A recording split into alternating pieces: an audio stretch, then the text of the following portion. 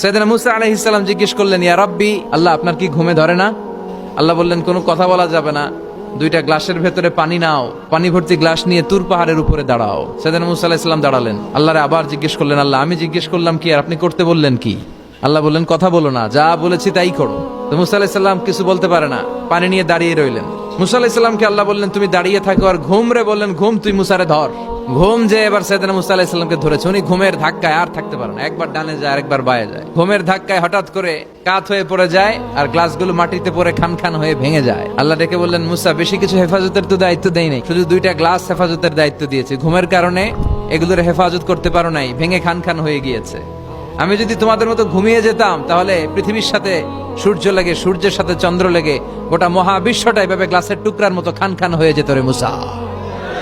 এজন্য লা তাখুযুহু সিনাতু ওয়ালা নাওম, আমার ঘুমেও ধরে না, ঘুমের আগে যে তন্দ্রা আসে ওইটাও ধরে না।